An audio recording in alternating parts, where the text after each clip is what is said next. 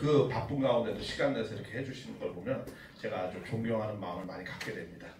그리고 또 특별히 오늘은 또 제가 또 존경하는 우리 교구장님, 장덕봉 교구장님 모시고 이렇게 강의를 하게 돼서 특별히 아주 감사드립니다. 제가 그 장덕봉 교구장님하고는 많은 교류가 있었습니다. 그리고 같은 또 선교사 활동을 했기 때문에 선교 활동할 때도 정말 헌신적으로 너무 그 현지 식구님들을 사랑하면서 하시는 걸 보면서 지금도 그 현지 식구님들이 장덕봉 목사님을 그리워하더라고요. 저는 갔다 왔더니 별로 그리워하는 것 같지 않은데 중국 식구들은, 근데 알바니아 식구님들은 아직도 장덕봉 목사님을 그리워하더라고요. 사실 목회가 이 덕이 많은 목회자님도 있고 어떤 분은 또 실력이 많은 목회자님도 있잖아요. 근데 우리 장덕봉 목사님은 실력과 덕을 다 겸비하신 그런 목회자님이다라는 생각을 제가 항상 하게 됩니다. 그래서 그런 분을 모시고 제가 이렇게 또 강의를 하게 돼서 아주 그 영광스럽고, 또 한편으로는 또 여기 아주 그냥 제가 이렇게 위로 모시고 있었던 이 박진철 목사님도 계시고, 그래서 제가 좀 약간의 긴장도 있습니다. 그러나 우리 목사님들이 많은 격려의 마음으로 이렇게 들어주실 테니까 제가 또 이렇게 용기를 내서 열심히 1박 2일을 이렇게 진행을 하겠습니다. 우리가 지금 이 시대에 요한계시록을 왜 특별히 또 봐야 되는가, 그것을 한번 잠깐 좀 말씀을 드리겠습니다. 사실 이제 참부모님 섭리가 일단락 정리가 다 됐습니다. 기본적으로. 그렇기 때문에 이 요한계시록은 이 많은 66권 성경에 유일하게 재림에 관한 내용은 이 요한계시록입니다. 이 구약은 메시아를 대망하라 이런 내용이고, 한마디로 얘기하면 신약은 오신 메시아를 잘 믿자, 이게 이제 그러니까 초림에 관한 내용입니다. 전부. 근데 요한계시록만 유일하게 재림에 관한 내용입니다. 그래서 참부모님이 만약에 정말 재림주가 맞다면, 메시아 재림주가 맞다면은 이 요한계시록의 내용의 예언대로 오셔서 모든 것을 성취해야 됩니다. 우리 예수님이 왜 메시아인가? 많은 일을 해서 메시아입니까? 그렇지 않습니다. 예수님 성화하셨을 때 제자도 다 뿔뿔이 갔고, 또 우리가 눈에 보이는 내용은 특별히 이루어진 거 아무것도 없습니다. 근데 모든 신약의 사도들, 기독교인들은 다 예수님을 메시아로 증거하고 있습니다. 그건 왜 그런가? 그건 구약의 예언의 성취자로서 증거한 겁니다. 그러니까 어떤 성취자냐? 우리 목사님 다 아시겠지만은 영광의 주, 고난의 주, 양면 예언 중에서 이 고난의 성취자로서, 십자가의 구원의 성취자로서 예수님이 다 이루어졌기 때문에 메시아다, 이렇게 증거를 합니다. 그럼 참부모님이 메시아다 그러면은 참부모님 어떻게? 신약의 예언의 성취자로서 우리가 증거해야 됩니다. 특히 기독교인은 그렇게 증거받기를 바랍니다. 왜냐하면 예수님이 구약의 성취자로서 되어진 분이니까 너희들이 믿는, 우리가 믿는, 통일교가 믿는 참부모님이 메시아요 재림주라면은 그 예언의 말씀을 성취해야 되지 않느냐. 그 유일하게 예언서인, 신약의 유일하게 예언서 한 권인 요한계시록의 성취의 내용으로서 증거해야 되지 않느냐. 이렇게 기독교인은 우리에게 그렇게 변증하기를 바랍니다. 그렇기 때문에 우리가 만약에 모시고 있는 참부모님이 메시아요 재림주라면 우리는 그렇게 기독교인한테 증거할 수 있는 능력을 갖춰야 됩니다. 그래야 우리가 기독교인을 복귀할 수 있는 거죠. 그리고 또 기독교 복귀가 왜 이렇게 중요하냐? 사실 모든 섭리의 지금 어려움은 다 이 기독교인 때문에 어려운 겁니다. 그렇잖아요. 그리고 또 복귀라는 말은 왜? 그건 이방인 복귀가 아니죠. 가인 아벨 복귀. 그러니까 같아요. 우리 시대, 지금 시대에 가인은 기독교고 아벨은 우리고요. 그렇죠? 이방인은 가인 아벨의 이외의 분들입니다. 이방인의 전도는 누가 하느냐? 그건 사실 우리가 하는 것이 아니고 기독교인이 하는 거죠. 그러니까 우리는 기독교인만 복귀하면 되는 거예요, 사실. 근데 그게 어려우니까 지금 자꾸 이방으로 가는 거죠. 그러다 보니까 많은 또 반대에 부딪혀서 우리가 섭리적으로 많은 어려움이 있죠. 특히 또 외적으로 보면 가인 아벨은 남북의 문제잖아요. 그렇지만은 남북 통일도 왜 어렵습니까? 그럼 내적인 가인 아벨인 통일교 기독교 복귀가 잘 지금 안 되니까 어려운 겁니다. 그런 관점에서 우리가 지금도 아주 기독교인의 그 복귀는 매우 중요한 우리가 과제로 지금 남겨져 있습니다. 그래서 이것을 어떻게 해서든 우리가 극복을 해야 됩니다. 이것이 극복이 안 되면 잘못하면 이스라엘 비슷한 모습이 되겠죠. 이스라엘도 지금 기독교인은 3%밖에 안 되잖아요. 2000년이 지났는데도 불구하고 우리 사랑하는 이 대한민국이, 그렇죠? 우리의 민족이 다 참부모님을 모셔서 해야 되는데 기독교가 주주잖아요. 지금 아직까지 현재 사회에서 섭리적 주주는 우리지만 지금의 시대의 주주는 아직까지도 기독교거든요. 기독교가 모든 것을 헤게모니를 다 쥐고 있거든요, 사실은.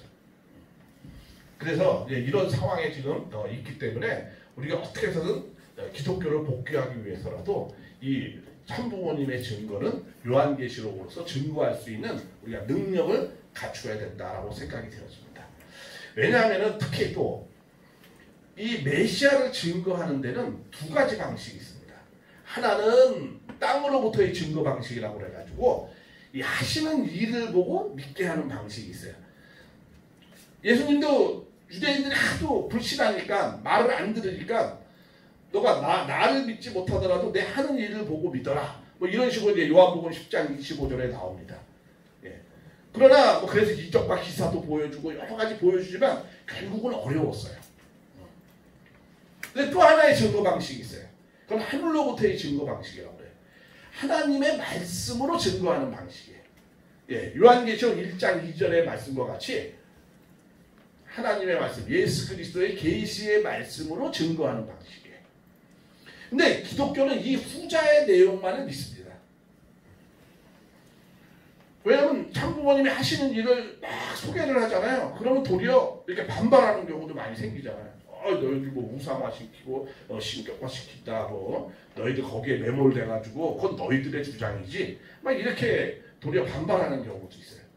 그들은 오직 뭐만 믿어요? 성경책만 하나님의 말씀으로 믿습니다. 그러니까 성경책인 하나님의 말씀으로 증거할 때 그들은 꼼짝 못하게 되어 있어요.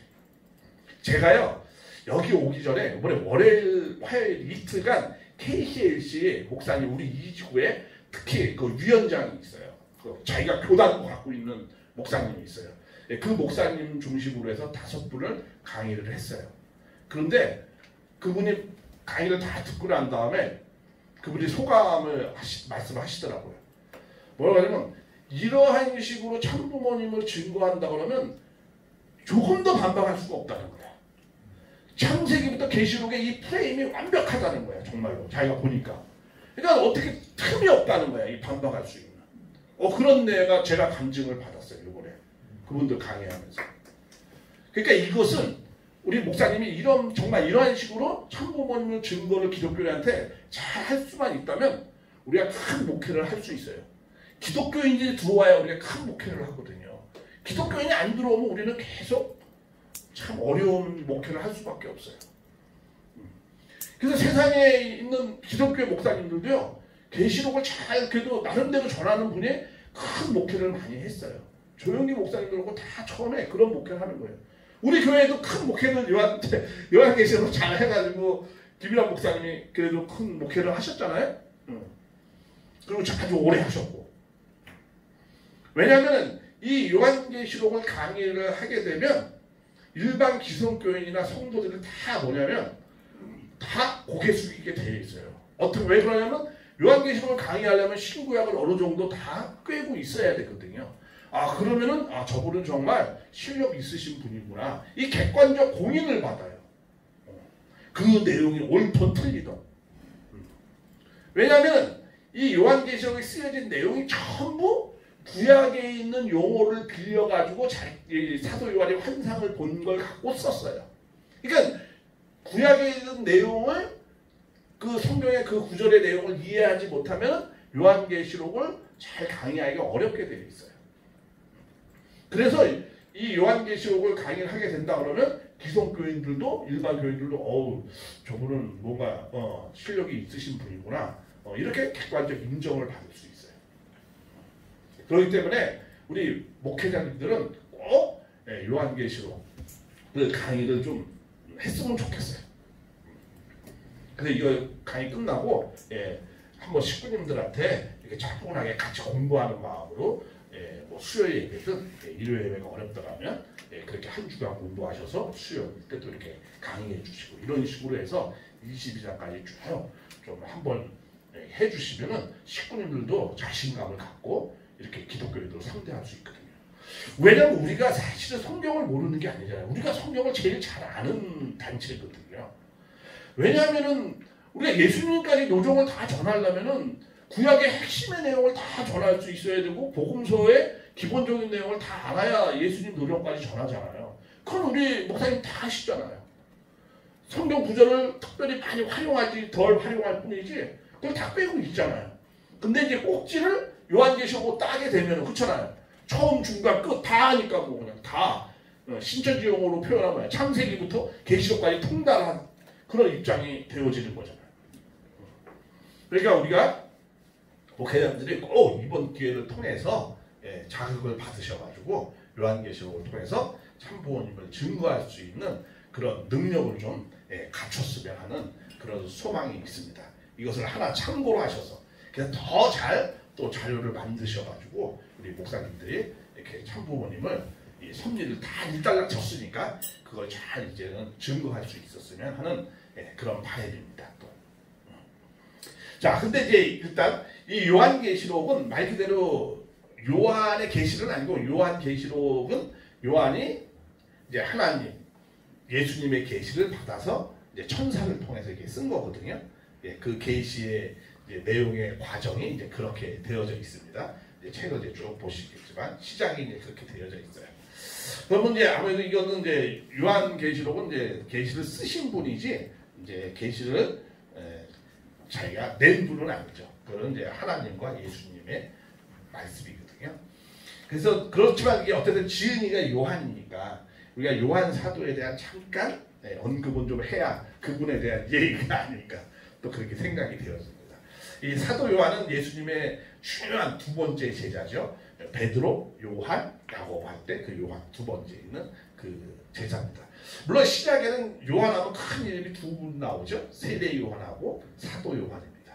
근데 이 사도 요한은 원래 세례 요한의 제자였어요. 근데 나중에 예수님을 만나가지고 이제 예수님을 모시게 되어졌죠. 근데 이 사도 요한은 또 예수님과 관계도 이종사촌이에요. 혈연적으로 보면. 왜냐하면 예수님의 어머니 마리아와 사도 요한의 어머니 살로메하고 친자매 관계예요. 그렇기 때문에 이종사촌 관계예요. 근데 이 사도 요한은 이 성경을 보면 세 권을 썼어요. 요한복음, 요한일서, 2서, 3서, 그다음에 요한계시록 이렇게 세 권의 책을 기본적으로 썼는데, 근데 이제 이 사도 요한은 이 처음부터 이게 잘 이 사도 바울처럼 이렇게 준비되어진 사람은 아니에요. 근데 예수님을 만나고 난 다음에 그러고 난 다음에 어떻게 했겠어요? 많이 이제 예수님을 증거해야 되니까 구약을 많이 연구를 할 수밖에 없었죠. 그래가지고 나중에는 정말 이 사도 요한은 특별히 좀 오래 살았어요. 다른 제자들은 다 자연사한 사람이었고 뭐 십자가에 거꾸로 매달려 죽고 돌에 맞아 죽고 뭐 기름감에 튀겨 죽고 뭐 잘려 죽고 막 정상적으로 감옥에 옥사하고 다 이렇게 했는데 사도 요한만 자연사였어요. 그리고 몇 살까지 살았냐면 거의 95세, 100세까지 살았다는 말이 있어요. 그래서 유일하게 예수님의 제자 중에서 이렇게 자연사하신 분이에요.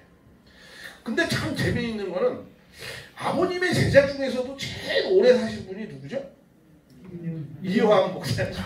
그렇죠? 이효한 목사님 아니까 뭐 앞으로 더 사실 분이 뭐 더 있을지 모르지만 아직 성화 안 하신 분이 있으니까 현재 놓고 보면 104세의 기록을 아직 깨신 분은 없어요. 아버님 제자 중에. 그렇죠?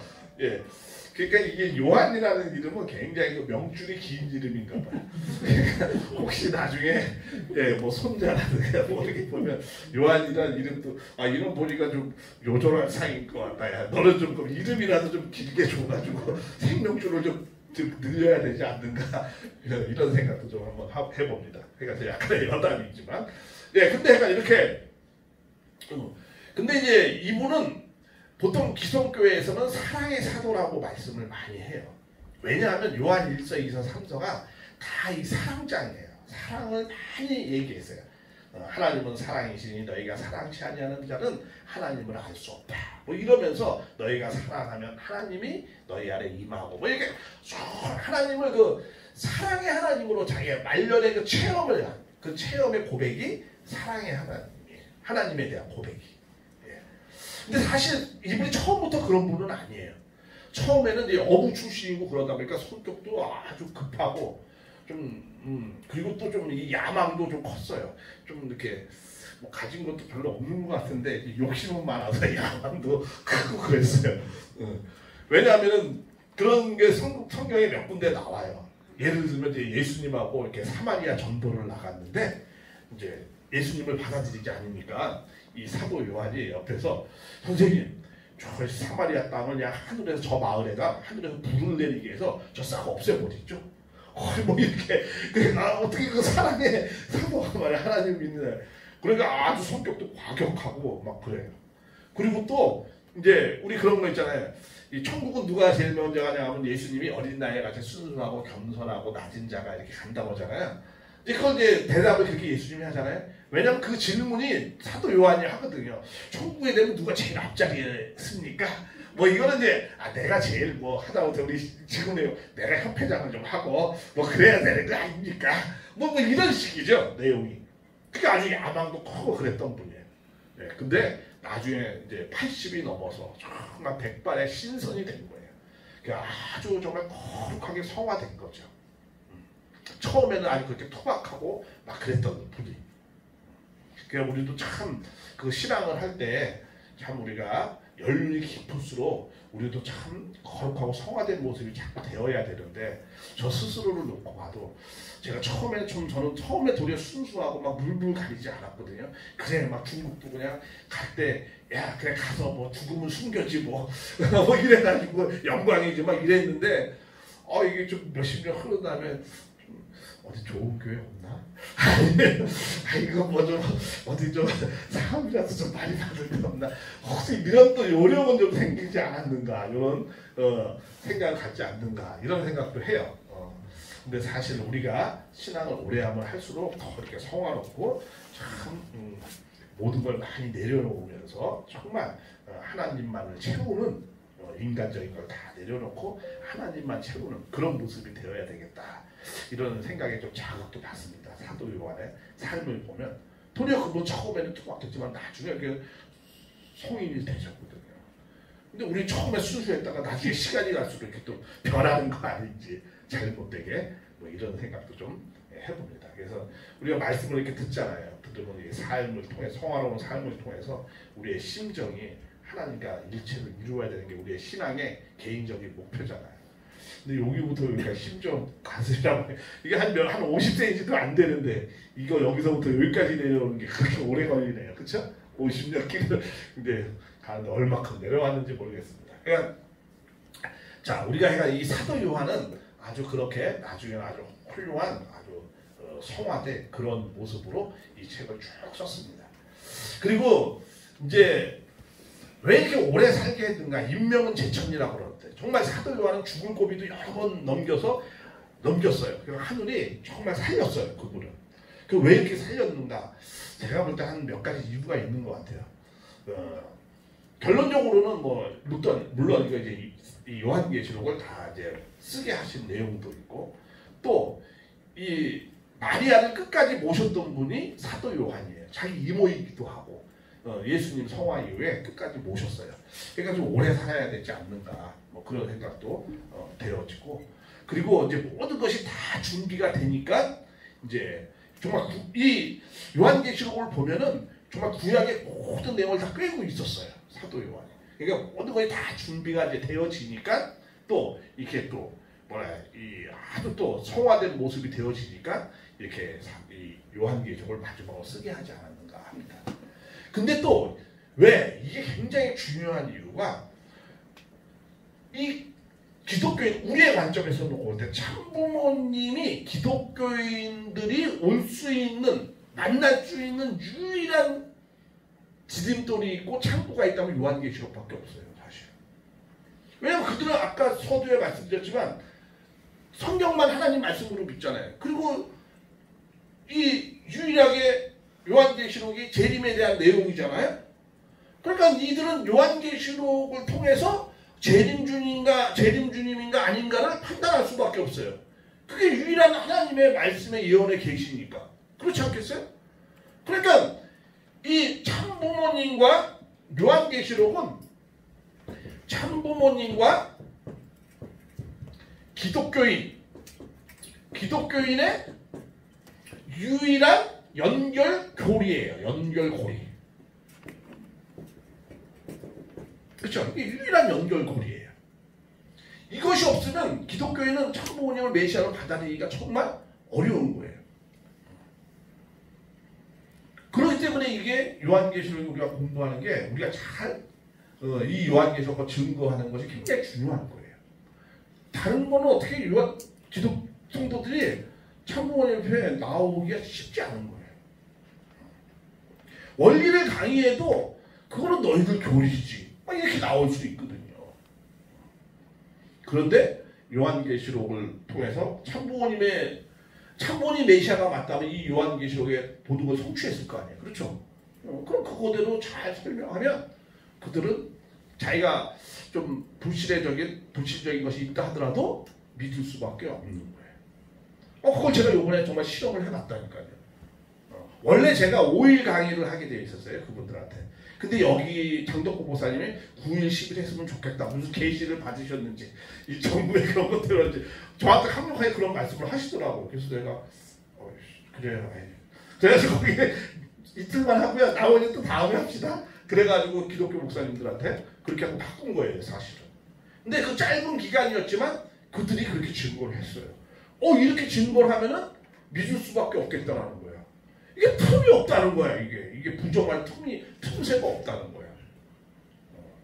그러니까 꼭 우리 목사님들이 왜냐하면 한국 기독교 최고의 똑똑한 사람이거든요. 그 사람이 지금 현존에 헬라어를 다 꿰고 있고 요한복음의 전문가예요. 그분이 그렇게 말씀을 하셨어요. 그러니까 이걸 알고 자신 있게 우리 목사님들이 이걸 잘 이해를 하셔가지고 전했으면 좋겠습니다. 그래서 또 이렇게 전해야지 사도 요한도 기뻐하지 않겠어요? 예수님도 기뻐하고 하늘 부모님도 기뻐하지 않겠어요? 사도 요한을 왜 이렇게 죽지 않게 이 해가 마지막에 이 요한계시록을 왜 쓰게 했겠어요? 그거는 재림 시대에 그렇잖아요? 재림 시대에 오시는 메시아를 이렇게 증거하라고 쓴 거 아닙니까? 그래서 사도 요한을 그렇게 준비시켜가지고 겨우 해서 이걸 다 쓰게 했는데 그래서 재림 시대에 재림 주님을 만난 자들이 이렇게 증거하라고 그렇게 계시를 준 건데 우리가 참부모님을 모시는 우리 재림 시대에 참부모님을 우리가 모시고 있다면 우리가 이렇게 증거해야 되는 거잖아요. 하늘이 이렇게 가르쳐줬으니까. 근데 아쉽게도 다른 사람들은 다 기독교인들은 요한계시록 좀 보곤 한데 우리만 안 봐. 우리를 꼭 봐야 되는데 그쵸?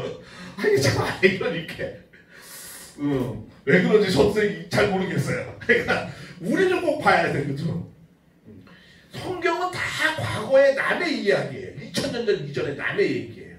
그러나 요한계시록만 유일하게 참부모님 메시아가 맞다면 참부모님의 얘기고 참부모님과 동시대에 살아가는 우리의 얘기이지 않겠어요? 맞다면? 우리는 꼭 봐야 되죠. 우리만 안 봐. 그러니까 어떻게 하늘의 사람이 소리 지르지 않고 돌들이 소리친다고 신천지가 막 소리쳐가지고 그래가지고 그냥 20-30만을 모았어. 이야 그 한국의 그 기독교인들을 그 딱딱한 그냥 천홍성과 같은 그 기독교인들을 그러니까 얼마나 요한계시록의 유력이 센가를 우리가 그들이 증명을 해줬어. 그쵸? 그거 허술하게 증거하는 거. 그것도 왜? 그 요한계시록도 신천지가 뭐 이만희가 게시받아서 그렇게 된 것도 아니에요. 그 재림예수교회라는 그런 단체가 있어요. 구인회가 그 만든 그 결석, 그 구인회라는 사람이 33살에 죽었거든요. 그 따라다니는 사람들이 그 책을 만든 거예요. 근데 그거를 일부만, 이름만 바꿔가지고 신천지가 자기가 게시받았다고 그렇게 전하고 있는 거예요. 제가 그 책도 다 봤어요. 그러니까, 그리고 또, 뭐 그 전에 이제 뭐 비유를 해가지고 뭐 여러 가지 많이 말씀하는 거는 그것도 우리 원리를 또 베껴가지고 한 거예요. 그러니까 사실 신천지는 새로운 계시할 것이 하나도 없어요. 그냥 다 베꼈을 뿐이에요. 그래서 신천지가 막 뭐라고 계시받다 막 그러면 너희가 계시받은 게 뭐가 있냐. 그리고 신천지 뭐 이만희교주가 뭐 이겼다고 사탄이 이거 뭐 세상을 뭐 이긴 자냐 이긴 자는 베낀 자지. 내가 항상 그래요. 다 베낀 거야. 너희가 몰라서 그렇지. 근데 교제하고 보여줄게 다 봐라. 이거 다 베낀 거지. 그러니까 충격받더라고. 그래서 이제 아직도 이제 2년 맺고 있는데 이제 요번 사태로 인해서 이제 아주 정말 심각해질 거예요. 거기는 지금 벌써 이제 그 과천에까지 이제 침범에 들어갔죠. 검찰이. 그래서 지금 이제 5명 중에서 2명은 이제 놔두고 3명은 이제 완전 구속이 됐죠. 네, 그럼 이제 그 구속된 사람 3명 추가. 그 다음에 이제 이만희 총회장까지 들어가죠. 그러면 이제 뭐 여러 가지 또 구상권도 청구하고 또 그 사람은 법적으로 고발된 게 이만희 총회장은 많아요. 이제 그 사람 구속되고 간부 구속되고 지금 모든 그 교회는 다 폐쇄됐고 복음방이 뭐 이렇게 지하 그 모임 같은 거 다 폐쇄시켰잖아요. 그리고 뭐 모든 법인단체는 싹 또 다 폐쇄시켰고 다 취소시켰고 그냥 그들은 지금 가상에서만 그냥 인터넷으로만 지금 주고받고 있는 그런 상황이에요. 근데 그들은 우리 거의 말씀에 그런 기본 바탕이 있어요. 그러니까 그들은 사람들은 전부 다 이 기성교회를 부정하고 온 사람들이에요. 그러니까 다시 부정하고도 들어갈 수는 없어요. 근데 그래도 우리의 말씀에 기본적인 바탕도 있고 그렇기 때문에 그들은 우리가 정말 흡수할 수 있어요. 만약에 하나 우리가 그들을 품을 수 있어요. 유일하게 우리 단체가. 그러려면 두 가지가 우리가 선행돼야 돼. 먼저는 뭐예요? 그들이 나름대로 그들은 창세기부터 계시록까지 통달하고 있다고 하니까 근데 그게 굉장히 허술한 내용이잖아요. 그러니까 그것을 완벽하게 우리가 더 좋은 대안으로 우리가 그 말씀을 쭉 정리해주고 그 다음에 또 하나는 그들은 이제 사회적으로 항상 거리 두고 살잖아요. 그러니까 좀 이렇게 사회에 도태되는 사람들 살잖아요. 더 사회에 적극적이고 우리가 많은 기반을 갖고 비전을 제시해주면 그들은 얼마든지 품을 수 있어요. 근데 그걸 일반 우리 식구님들은 못하잖아요. 그렇죠? 우리 목사님들이 하셔야 되거든요. 그래도 우리가 그렇게 해야 될 책임이 우리에게 있죠. 왜요? 우리는 돈 받고 신앙하잖아요. 우리는 일반 성도들은 돈 내고 신앙하는데 우리가 먹은 값을 해야지. 그렇잖아요. 우리는 좀 프로잖아. 그리고 그렇죠? 우리는 프로잖아요. 프로는 뭐예요? 원래 골프 칠 때도 프로 골프는 뭐예요? 돈 받고 치고 아마추어 골프는 뭐예요? 돈 내고 치는 식으로. 우리 프로니까 프로는 프로답게 우리가 해야 되잖아. 그렇죠? 그럼 우리가 정말 이런 걸 다 꿰고 있어가지고 우리가 모든 식구를 대표해서 그렇죠? 우리가 다 신천지를 먼저 이렇게 품어가지고 수습을 식구들이 해주고 이런 식으로 해서 이제 한두 명 딸려오기 시작하면 이제 다 연결되면 소문되고 우르르 들어오는 거예요.